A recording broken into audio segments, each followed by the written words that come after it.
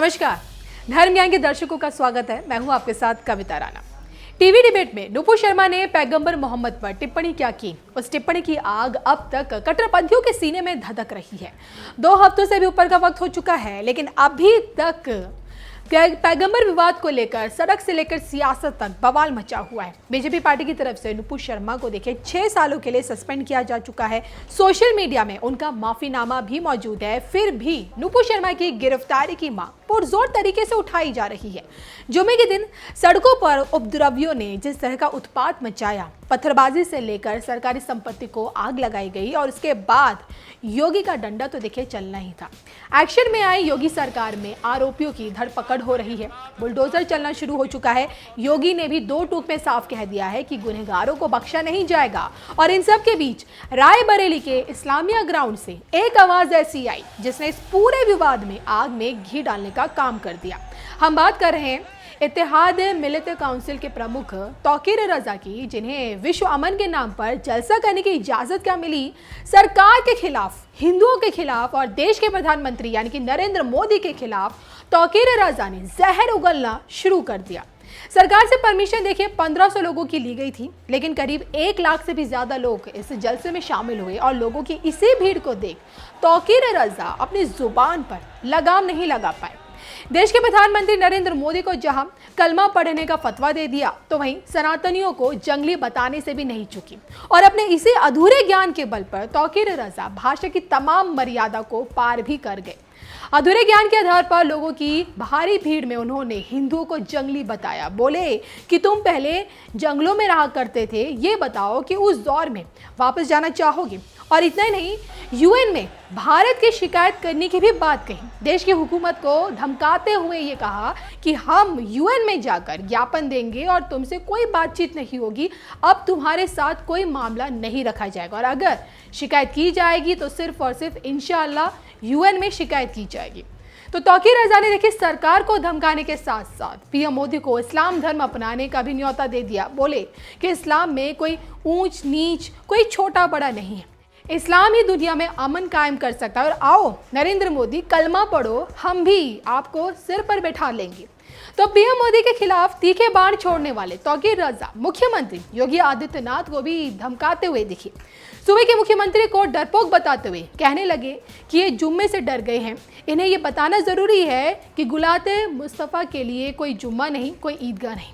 ये भी बोले कि जो माहौल आज मैंने रायबरेली में इस वक्त दिखाया है, अगर मेरी बात पर तवज्जो नहीं दी गई तो इंशाल्लाह हिंदुस्तान के हर कुनबे में ये माहौल बनाकर दिखाया जाएगा। तो तौकीर रजा के मन में देखिए जो कुछ भी आया उन्होंने वो बका। नुपुर शर्मा की गिरफ्तारी पर अड़े तौकीर रजा को चीन के उइगर मुसलमान नहीं दिखते, ये नहीं जानते कि फ्रांस की सरकार मुसलमानों के साथ कैसा बर्ताव करती है। उन्हें यह नहीं पता कि इस्लामिक देशों इराक, सीरिया, लीबिया, लेबनान, फिलिस्तीन और यमन में मुसलमानों की हालत आज कैसी है। जानते हैं तो बस सिर्फ सरकार के खिलाफ जहरीली जुबान कैसी चलाई जाती है। वैसे उनकी यही जहरीली जुबान सऊदी अरब में अगर चलती तो अब तक जेल की सलाखों के पीछे पहुंच गए होते।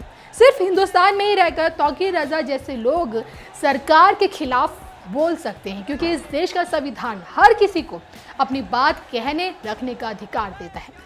हालांकि तौकीर रजा अग्निपथ के खिलाफ भी बोलते हुए दिखे। उनका कहना है कि ये सरकार ने अग्निपथ नाम रख दिया है तो आग लगनी ही थी। हमारे नौजवानों को मुस्तकबिल खराब करने का ठेका मोदी ने लिया है और मैं उन युवाओं की हिमायत करता हूं जो इसका विरोध कर रहे हैं, तो इस अग्निपथ को बंद कर देना चाहिए। तो देखिए ना, तौकीर रजा के इन विचारों पर आपका क्या कहना है, कमेंट करके आप जरूर बताइएगा। लेकिन देश भर में जो लोग अग्निपथ योजना का विरोध कर रहे हैं, इसके विरोध में बोल रहे हैं, ऐसे लोगों को किस प्रकार पीएम मोदी ने आईना दिखाने की कोशिश की है इस पूरे मामले में, खासकर ये अग्निपथ योजना को लेकर पीएम मोदी ने क्या कुछ कहा, वो भी आप सुनिए।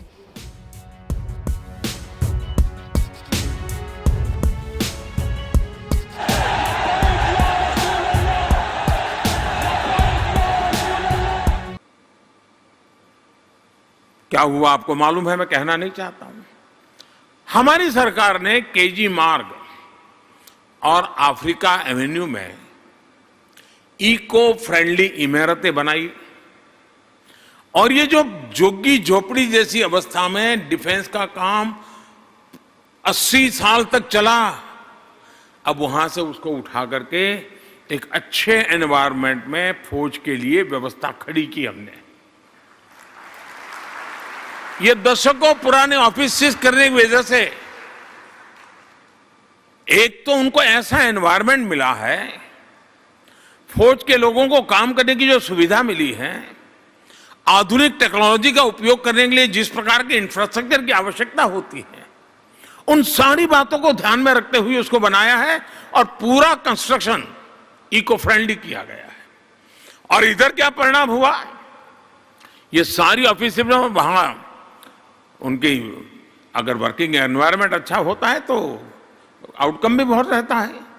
लेकिन ये ऑफिस शिफ्ट करने की वजह से कई एकड़ भूमि, इतनी बड़ी मूल्यवान भूमि ये फ्री हो गई और जिसमें लोगों के लिए सहूलियत के काम भी चल रहे हैं।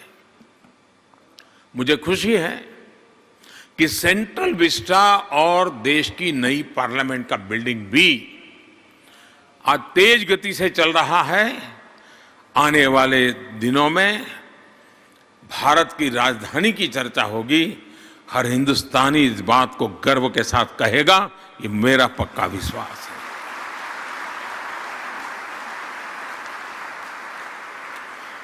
साथियों, ये जो इंटीग्रेटेड ट्रांजिट कॉरिडोर हमारी सरकार ने बनवाया है, उसमें भी आधुनिक इंफ्रास्ट्रक्चर और एनवायरनमेंट का यही विजन, यही तालमेल है।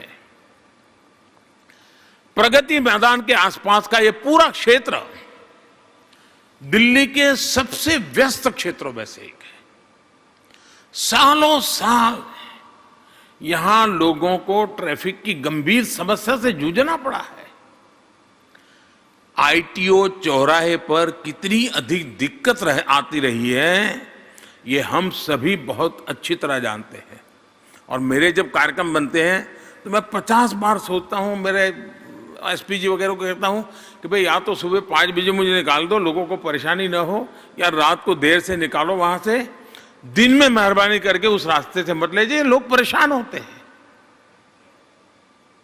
मैं जितना बच सकूं बचने की कोशिश खुद करता रहता हूं, लेकिन कभी कभी मजबूरियां हो जाती हैं। आज ये रचना के कारण ये जो 1.5 किलोमीटर से अधिक लंबी सुरंग बनी है, ये जो टनल बनी है, इससे पूर्वी दिल्ली, नोएडा और गाजियाबाद की तरफ से रोजाना आने जाने वाले हजारों साथियों को बहुत बड़ी राहत मिलेगी।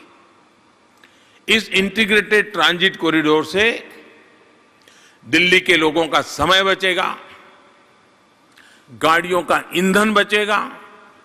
अभी मुझे प्रेजेंटेशन दे रहे थे, उसमें बताया था कि 55 लाख लीटर पेट्रोल की बचत होने वाली है। यानी ये नागरिकों के जेब में पैसे बचने वाले हैं।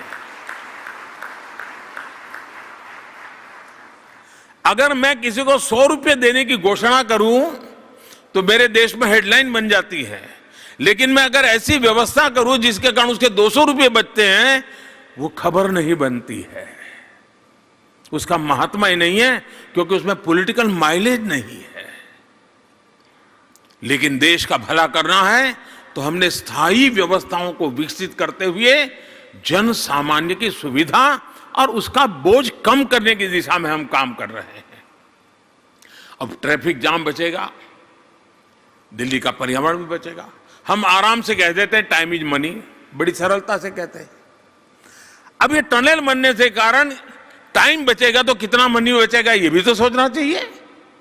लेकिन कहावत के लिए टाइम इज मनी ठीक है, लेकिन यहां भारत सरकार की इस योजना से टाइम बच गया तो मनी बच गया, वो बताने के लिए कोई तैयार नहीं है। यानी हमने सोचने के तरीके को भी, हमारे पुरानी आदतें, पुराने बॉक्सेस में चीजें डाल डाल करके देखने के बजाय बाहर आने की जरूरत है।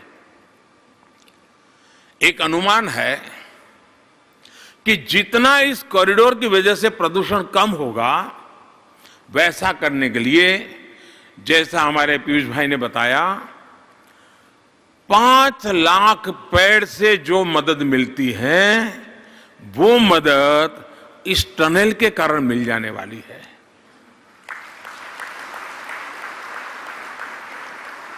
इसका मतलब ये नहीं कि पेड़ लगाना नहीं है।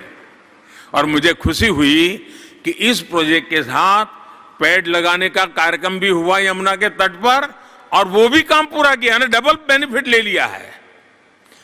हमारी सरकार नए पेड़ लगाने के साथ ही जिन वजहों से प्रदूषण बढ़ता है उसमें से कितनी कमी कर सकते हैं, टेक्नोलॉजी का उपयोग करके कैसे कर सकते हैं, उस दिशा में काम कर रहे हैं।